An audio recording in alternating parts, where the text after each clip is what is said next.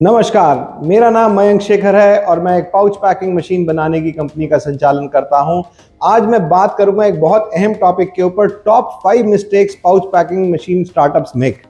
जब आप स्टार्ट कर रहे होते हैं तो कुछ ऐसी कॉमन मिस्टेक्स हो जाती हैं जो मैंने देखा है बिजनेस ओनर्स करते हैं, और आज मैं उन्हीं के बारे में बात करूंगा बहुत डिटेल के अंदर, ताकि आप वो मिस्टेक्स अपने बिजनेस में ना करें और अपने ग्रोथ के पाथ पे जल्दी जल्दी निकल जाएं। सबसे पहली होती है आइटम की क्लैरिटी नहीं होती। ये समझ में आ जाता है कि हमारे को ना कुछ एफएमसीजी का, कुछ फूड पैकिंग का बिजनेस करना है, तो हम कुछ भी पैक कर लेते हैं। एक दुकान के ऊपर सभी कुछ तो बिकता है, नमकीन भी बिकता है, पास्ता भी बिकता है, दालें भी बिकती हैं, सभी कुछ बिकता है, तो हम कुछ भी पैक कर लेंगे और कुछ भी बेच देंगे और कुछ भी करने की मशीन ढूंढ लेते हैं। ऐसा नहीं होता है प्रैक्टिकली। ये ना बहुत दूर से आप देख रहे हो तब ऐसा आपको ठीक लग रहा है, मगर जहां आप एक बिजनेस को शुरू करने जाएंगे तो you will need more details. एक अंग्रेजी में कहावत है, the devil lies in the detail. Detail के अंदर ही गड़बड़ नजर आती है। आप देखिए, मैं आपको कुछ उदाहरण दूंगा। एमडीएच जो कंपनी है वो मसाले बनाती है, मसाले के लिए फेमस है। क्या जिस दुकान पे मसाले बिक रहे हैं वहां पे नमकीन नहीं बिक रहा? तो एमडीएच नमकीन क्यों नहीं बना रही? उसी तरह दूसरा एग्जाम्पल देता हूं आपको, हल्दीराम का। हल्दीराम नमकीन बनाती है, जहां नमकीन बिक रहा है क्या वहां मसाले नहीं बिक रहे? मसाले भी बिक रहे हैं, मगर वो मसाले नहीं बनाते। ऐसे आप ना कितने भी बड़े बड़े ब्रांड्स देख लीजिए, छोटे ब्रांड्स देख लीजिए, हर एक कोई अपना एक नीश बना के चलता है, एक फोकस एरिया बना के चलता है। अगर हम सब जगह अपनी एनर्जी फैला देंगे तो हम कहीं भी फोकस नहीं कर पाएंगे। नतीजा क्या निकलेगा? नतीजा कुछ भी नहीं निकलेगा। दूसरी प्रॉब्लम होती है कि नेट वेट की क्लैरिटी नहीं होती कि हमें पैक कितने वजन में करना है। तो ये कुछ भी कर सकते हैं, कुछ भी कर सकते हैं से बात नहीं बनती, बिकॉज उसके अंदर बहुत सारे पैरामीटर्स हैं जो उससे जुड़े होते हैं। मशीन की कितनी कैपेबिलिटी है, आपका लैमिनेट के अंदर कितने तरह का लैमिनेट लगेगा, उसमें अलग अलग चीज़ें हो जाती हैं। वो सारी की सारी चीज़ों का आपको ध्यान रखना है। सबसे ज़रूरी है आपको वज़न की भी क्लैरिटी होनी चाहिए। कहीं से तो आपको शुरू करना पड़ेगा। नंबर 3, तीसरी मिस्टेक क्या करते हैं कि पूरी जो ओवरऑल इन्वेस्टमेंट होने वाली है उसके बारे में पूरी क्लैरिटी नहीं होती है। देखिए, मशीन में तो इन्वेस्टमेंट होगी ही होगी। उसके बाद एक बहुत अहम एरिया है जहाँ पे इन्वेस्टमेंट होगी, वो है हमारा पैकिंग का लैमिनेट।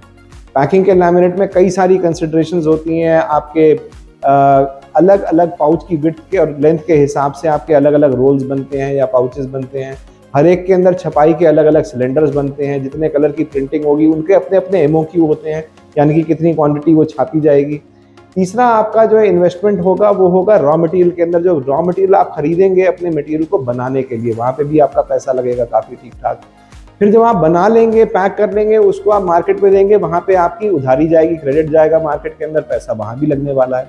नॉट टू फॉरगेट कि हमारा पूरा का पूरा इंफ्रास्ट्रक्चर भी है जहाँ पे हमारे को पैसा लगेगा। हमारा प्लांट है, बिल्डिंग है, उस सारे से जो भी एसोसिएटेड हमारे इंफ्रास्ट्रक्चरल रिक्वायरमेंट्स हैं उनके अंदर भी पैसा लगने वाला है। अब इस सारे इकोसिस्टम की जो नींव है ना, वो नींव जो है, जो फाउंडेशन है, वो बहुत अहम है। वो अहम है हमारी पैकिंग मशीन। अगर वो ही सही से परफॉर्म नहीं करेगी तो ये सारा का सारा काम गड़बड़ होने वाला है। तो वहाँ पे हमारे को फोकस करना बहुत ज़रूरी है। चौथी मिस्टेक जो लोग करते हैं, वो क्या करते हैं कि मशीन का ट्रायल नहीं लेते हैं। बिना आप सोचे समझे, बिना ट्रायल लिए सिर्फ शब्द के ऊपर जाएंगे। आप ट्रायल लीजिए, सिर्फ मटेरियल को चला के नहीं देखना है, आपको उसको कई पैरामीटर्स के ऊपर आंकलित करना है कि उसकी सीलिंग कैसी आ रही है, वेट की एक्यूरेसी कैसी आ रही है, पाउच की शक्ल कैसी निकल के आ रही है।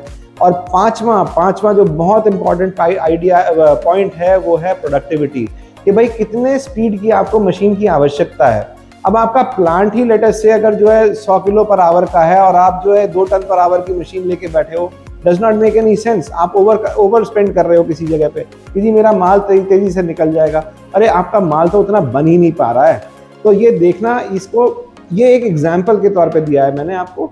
देखना ज़रूरी ये है कि मैं कितना प्रोडक्शन कर पाऊंगा, उसके अंदर मेरे को कितना पैकेजिंग करना है, फिर मेरा मटेरियल जो मार्केट में जाएगा उसकी सेलेबिलिटी क्या है। इन सारे पैरामीटर्स को ध्यान में रखना है। और एक अहम चीज़ आती है कि आज ये कर रहे हैं, कल तो मेरा काम बढ़ सकता है, ऑफ कोर्स बढ़ सकता है, तो उसको भी हम फैक्टर इन करेंगे कि भाई आज मेरे को इतना दिख रहा है, कल को मेरा इस लेवल पे जाएगा, तो क्या ये सिस्टम उसको सपोर्ट करता है कि नहीं करता है। तो इन 5 बातों के ऊपर आप फोकस कीजिए। फोकस करने से आपको नतीजा निकलेगा। थोड़ा आप अध्ययन करेंगे, लोगों से मिलेंगे, मुझसे मेरी टीम से आगे बात करेंगे तो इसके अंदर आपको और ज़्यादा क्लैरिटी आएगी। तो ये पांचों के ऊपर काम कीजिए और फिर हमसे आके मिलिए और हम आपको पैकिंग का सोल्यूशन प्रोवाइड करेंगे। तब तक के लिए आपसे इजाज़त चाहता हूँ। नमस्कार, जय हिंद, धन्यवाद।